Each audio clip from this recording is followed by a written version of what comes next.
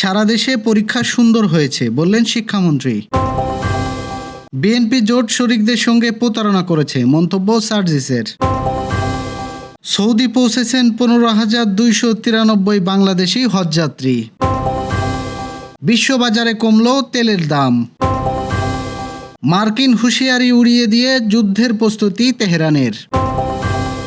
মেসিকে ইতিহাসের সেরা খেলোয়াড় মানেন ইয়ামাল। দর্শক, শুনছিলেন সন্ধ্যার খবরের প্রধান শিরোনাম, এবার বিস্তারিত। তার আগে আমাদের ইউটিউব চ্যানেল সাবস্ক্রাইব এবং সব খবর পেতে ফেসবুক পেজ ফলো করে রাখার পাশাপাশি ওয়েবসাইট ভিজিট করুন।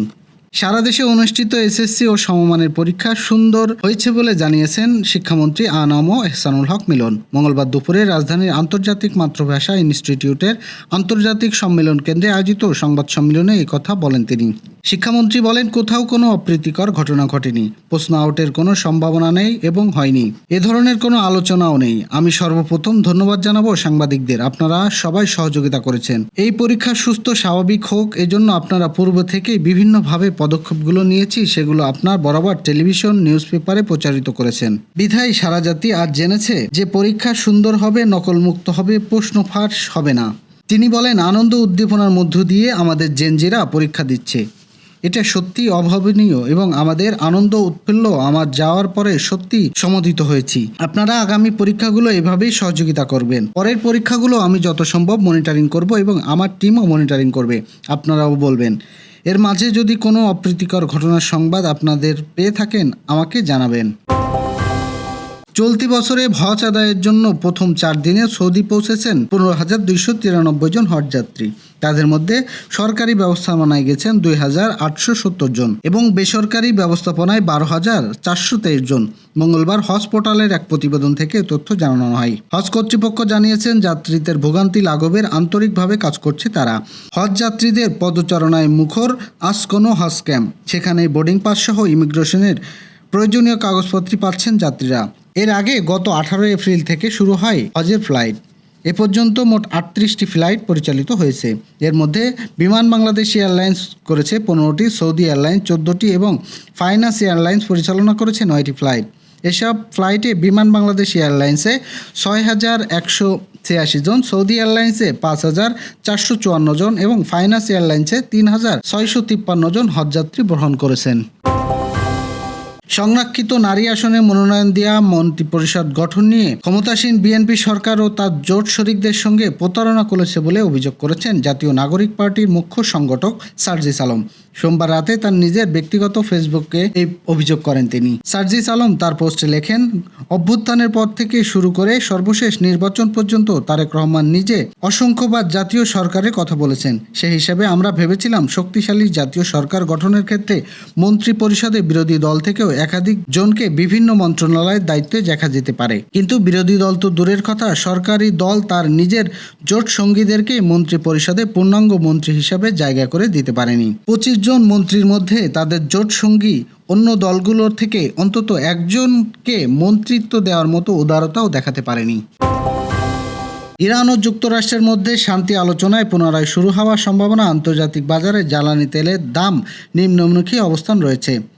মঙ্গলবার দিনের শুরু থেকে তেলের দাম যে পতন লক্ষ্য করা গেছে তার সময় বাড়ার সাথে সাথে সেটার ধারা বজায় রয়েছে। মূলত মধ্যপ্রাচ্যের গুরুত্বপূর্ণ অঞ্চল থেকে বাজারে তেল সরবরাহ বৃদ্ধি পেতে পারে, এই আশাবাদী বিনিয়োগকারীদের মধ্যে প্রভাব ফেলেছে।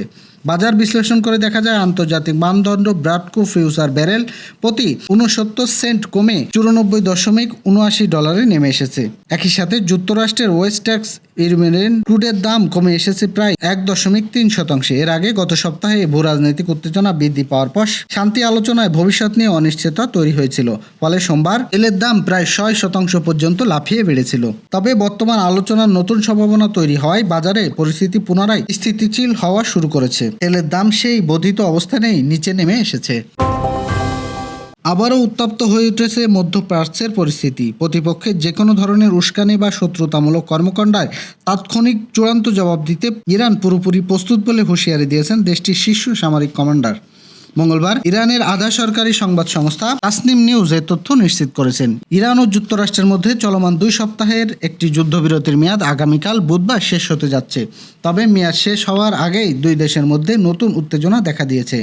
এরই মধ্যে তেহরান ও ওয়াশিংটনের একের পর এক বিরুদ্ধে যুদ্ধবিরতি লঙ্ঘনের অভিযোগ তুলছে। বিশেষ করে পারস্য উপসাগরীয় গুরুত্বপূর্ণ নৌপথগুলোতে দুদেশে তাদের সামরিক নজরদারি ও কড়াকড়ি বাড়িয়েছে। ইরানের সশস্ত্র বাহিনী খাত্তাব আল আম্মিয়া সেন্ট্রাল হেডকোয়ার্টার্সের কমান্ডার আলী ওবায়দুল্লাহ জানিয়েছেন, সামরিক দিক থেকে ইরান বর্তমান বেশ শক্তিশালী অবস্থানে রয়েছে। বিশেষ করে বিশ্বের অন্যতম গুরুত্বপূর্ণ জ্বালানি সরবরাহ হরমুজ প্রণালী নিয়ন্ত্রণে তাদের পূর্ণ সক্ষমতা রয়েছে। মার্কিন প্রেসিডেন্টের প্রতি ইঙ্গিত করে তিনি বলেন, মাঠের প্রকৃতি পরিস্থিতি নিয়ে কোনো ধরনের মিথ্যা তথ্য বিভ্রান্তি ছড়ানোর সুযোগ কাউকে দেওয়া হবে না। ক্রীড়াঙ্গনের গুরুত্বপূর্ণ পুরস্কার লারিয়াস ওয়ার্ল্ড স্পোর্টস অ্যাওয়ার্ড 2026 আসরে সেরা উদীয়মান তরুণ ক্রীড়াবিদ হিসেবে নির্বাচিত হয়েছে বার্সেলোনার স্প্যানিশ উইঙ্গার লামিন ইয়ামাল। মাত্র 18 বছর বয়সে এই স্বীকৃতি পান তিনি। অ্যাওয়ার্ড পেয়ে তিনি স্টেজে এসে তার আদর্শ লিওনেল মেসির প্রতি গভীর শ্রদ্ধা জানান এবং ভবিষ্যতে তার পথ অনুসরণ করার ইচ্ছা প্রকাশ করেন। উল্লেখযোগ্য বিষয়গুলো হলো, মেসি একমাত্র ফুটবলার যিনি লারিসিয়াস ওয়ার্ল্ড স্পোর্টসম্যান দ্য ইয়ার পুরস্কার জিতেছেন। চলতি বছরেই ইয়ামাল নিজেকে আধুনিক ক্রীড়াঙ্গনের অন্যতম প্রভাবশালী তরুণ প্রতিভা হিসেবে প্রতিষ্ঠিত করেছেন। বার্সেলোনা ও স্পেন জাতীয় দলের হয়ে ধারাবাহিক পারফরমেন্স দুর্দান্ত এই সম্মান তাকে অর্জন করায়। এর আগেও 2025 সালে breakthrough of the year পুরস্কার জিতে টানা 2 বছর লারিসাসে স্বীকৃতি পেলেন তিনি। পুরস্কার গ্রহণের সময় ইয়ামাল বলেন, সেরা তরুণ ক্রীড়াবিদ হিসেবে প্রথমবার পুরস্কার পাওয়া তার জন্য গর্বের। মেসির সঙ্গে তুলনা তিনি অনুপ্রেরণা হিসেবে দেখেন। তাকে ইতিহাসের সেরা খেলোয়াড় হিসেবে উল্লেখ করেন। তার ভাষায় মেসি শুধু ফুটবল নয়, বরং সব ক্রীড়ারই এক আইকন। দর্শক, এই ছিল সন্ধ্যার আয়োজন। রাতের খবর দেখার আমন্ত্রণ রইল। এতক্ষণ সাথে থাকার জন্য ধন্যবাদ।